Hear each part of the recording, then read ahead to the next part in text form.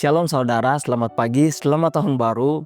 Biarlah di pagi hari ini kita mau bersyukur kepada Tuhan karena kita kembali lagi bertemu dalam renungan pagi Spiritual Life.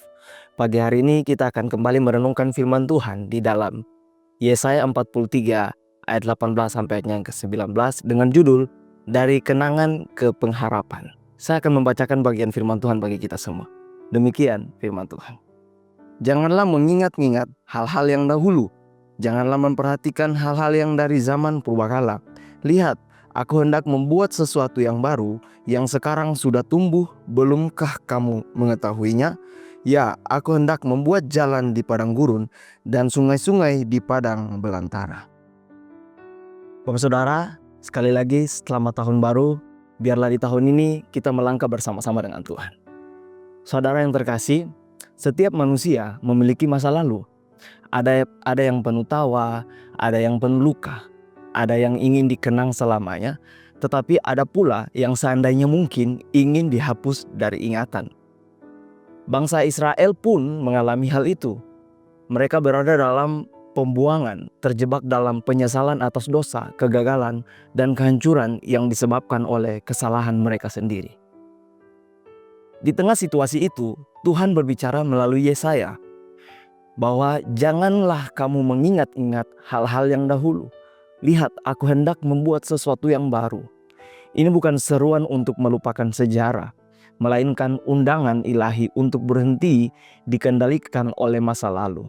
Saudara, ada masa lalu yang menimbulkan trauma, ada luka-luka yang begitu dalam hingga sekedar mengingatnya saja membuat hati kembali retak. Ada peristiwa yang kita harapkan tidak pernah terjadi.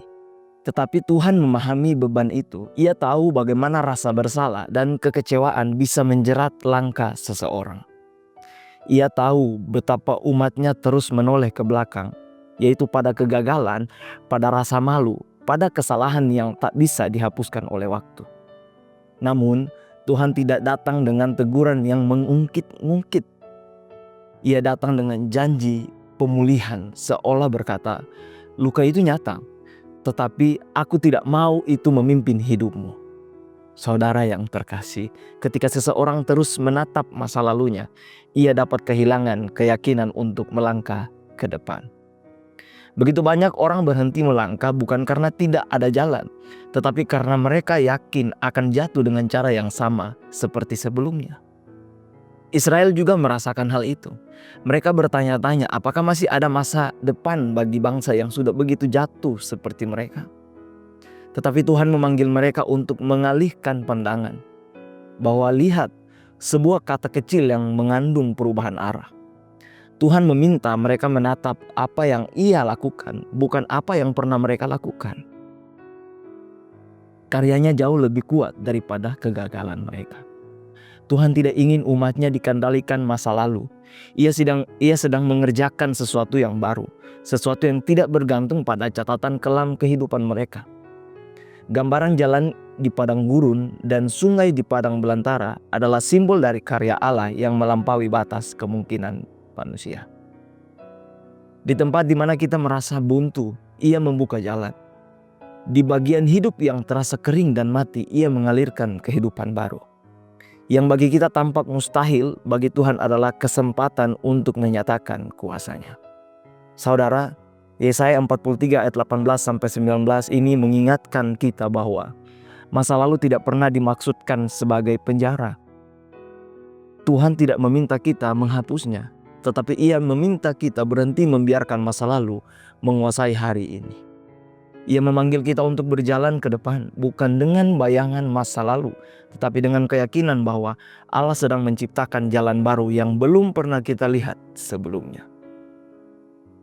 Tuhan yang berbicara kepada Israel adalah Tuhan yang sama yang bekerja hari ini.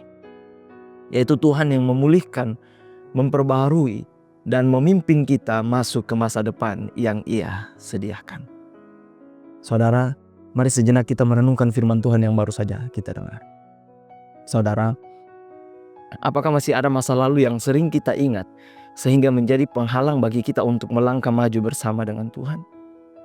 Saudara, Jangan biarkan masa lalu menguasai hari ini, sebab Tuhan sedang membuka jalan yang baru. Oleh sebab itu, arahkan pandangan kepadanya dan melangkahlah dengan iman, karena masa depan kita ada di tangan Tuhan.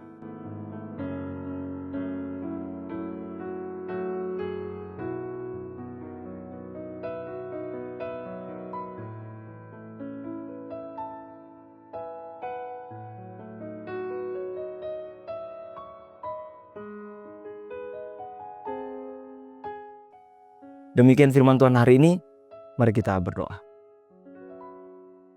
Bapa kami yang baik, sungguh kami mengucap syukur Tuhan, karena kasih dan anugerah Tuhan begitu nyata dalam kehidupan kami.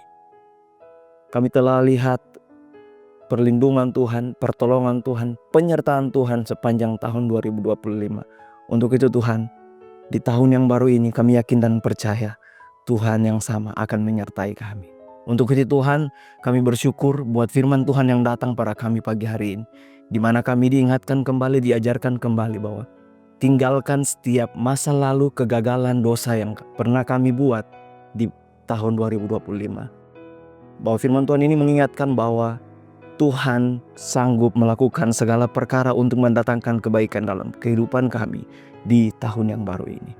Untuk itu Tuhan, ajar kami untuk percaya kepada rencana Tuhan yang nyata dalam kehidupan kami. Untuk percaya kepada kuasa Tuhan yang Tuhan akan lakukan, ya Tuhan akan nyatakan pada kami di tahun 2026 ini Tuhan. Bapa, biarlah Roh Kudus yang menjadi penolong, yang memberikan kekuatan kepada kami untuk sanggup melakukan firman Tuhan ini dalam setiap praktik kehidupan kami. Terima kasih Tuhan, kami juga berdoa menyerahkan hari ini ke dalam tangan Tuhan.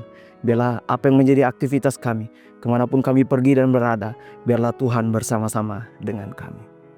Hanya di dalam nama Tuhan Yesus Kristus kami sudah berdoa dan mengucap syukur. Haleluya. Amin. Demikian firman Tuhan hari ini. Selamat pagi Bapak Saudara, selamat menjalani hari bersama dengan Tuhan. Tuhan Yesus memberkati.